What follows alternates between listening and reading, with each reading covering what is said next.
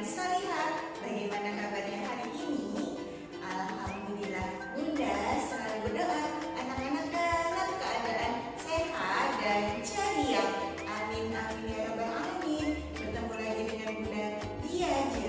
Hari ini kita akan review materi tematik tema 3D, subtema 3, yaitu agar anak-anak lebih bersemangat dan lebih konsentrasi dalam belajar hari ini. Yuk ikuti Bunda nyanyikan lagu Aku Anak Sehat. Namun kita ubah liriknya terlebih dahulu ya. Mari anak-anak kita belajar review tema 4, subtema 3. Siapkan bukumu dan juga semangat. Kita doa dulu agar lancar belajar. Sikap berdoa. Before we start our lesson today, let's say basmalah together. Bismillahirrahmanirrahim. Amin. Semoga anak-anak lebih bersemangat dan lebih konsentrasi dalam menyimak materi hari ini. Halo anak-anak hebat, hari ini kita akan belajar tentang review tema 4, subtema 3, kewajiban dan hakku dalam bertetangga. Materi yang akan kita pelajari hari ini adalah yang pertama, kewajiban dan hakku dalam bertetangga. Yang kedua, kalimat saran. Yang ketiga, perkalian dengan hasil tertentu. Dan yang keempat, karya dekoratif unsur bidang.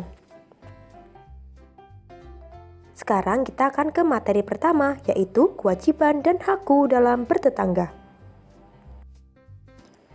Kewajiban saat bermain. Yang pertama, merapikan mainan setelah bermain. Yang kedua, tidak berisik dan mengganggu tetangga. Yang ketiga, bermain tanpa merusak lingkungan. Yang keempat, bermain sesuai aturan yang disepakati. Yang kelima, bermain sportif. Dan yang keenam, bermain tidak lupa waktu. Hak saat bermain. Hak yang pertama adalah mendapatkan kesempatan giliran bermain. Yang kedua, diperlakukan dengan baik dan adil. Kewajiban dalam bertetangga. Yang pertama, kewajiban menjaga kebersihan dan ketenangan di lingkungan masyarakat. Yang kedua, kewajiban menjaga keamanan di lingkungan tempat tinggal. Hak dalam bertetangga. Hak yang pertama adalah hak untuk tinggal di lingkungan yang bersih, aman, dan nyaman. Hak yang kedua, untuk berpendapat dan bermusyawarah. Sekarang kita akan ke materi kedua, yaitu kalimat saran. Masih ingat apa itu kalimat saran? Kalimat saran adalah kalimat yang berisi imbauan untuk melakukan atau tidak melakukan sesuatu. Kalimat saran biasanya menggunakan kata sebaiknya dan seharusnya. Sekarang kita akan membaca teks yang berjudul Jalan yang Bersih. Benny dan teman-temannya pulang sekolah bersama-sama. Mereka melewati jalan umum. Jalan umum itu tampak kotor. Di sudut jalan ada tumpukan sampah yang menggunung. Sampah juga berserakan di sepanjang jalan. Tukang jajanan membuang sampahnya di pinggir jalan. Mereka sedih melihat kondisi jalan. Ini ingin jalanannya terlihat bersih. Semua warga seharusnya mengurangi produksi sampah. Mereka juga seharusnya membuang sampah pada tempatnya. Sampah seharusnya diolah menjadi barang yang berguna. Benny ingin mengajak teman-temannya peduli sampah. Dapatkah kalian temukan kalimat yang menunjukkan masalah dan saran dari bacaan di atas? Kalimat yang menunjukkan masalah, yaitu kalimatnya adalah jalan umum yang tampak kotor. Kemudian kalimat yang menunjukkan saran. Yang pertama, semua warga seharusnya mengurangi produksi sampah. Yang kedua, mereka juga seharusnya membuang sampah pada tempatnya. Dan yang ketiga, sampah seharusnya diolah menjadi barang yang berguna. Sekarang kita akan ke materi ketiga, yaitu perkalian dengan hasil tertentu. Nah, yang pertama kita akan membahas tentang menuliskan perkalian dengan hasil tertentu.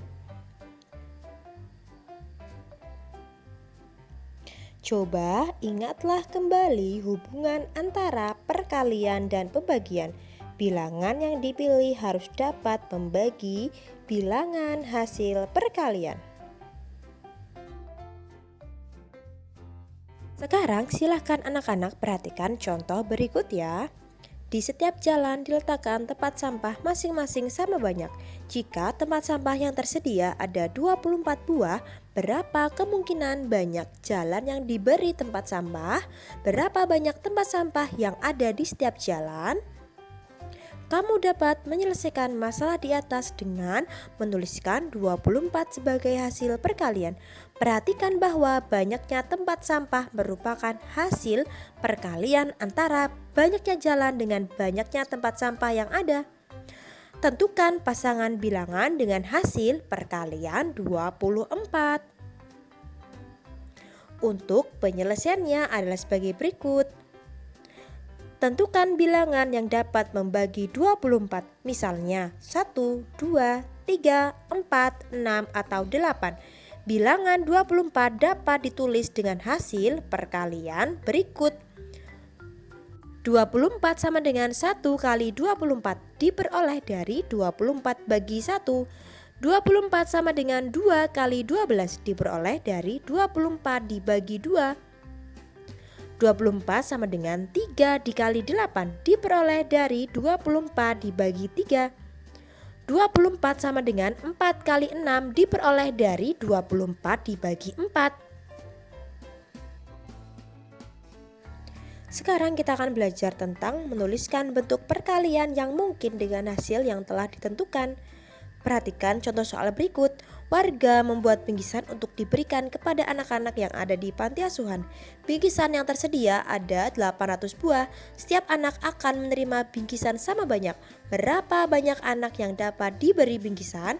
Berapa banyak bingkisan yang akan diterima setiap anak?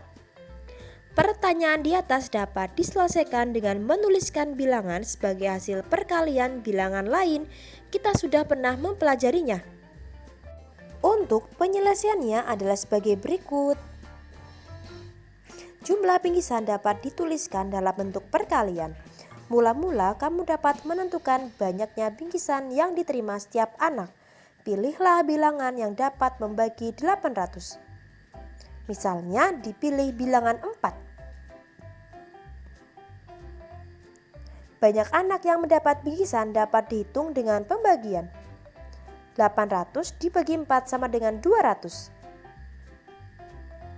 Jadi diperoleh bentuk perkalian 200 kali 4 sama dengan 800.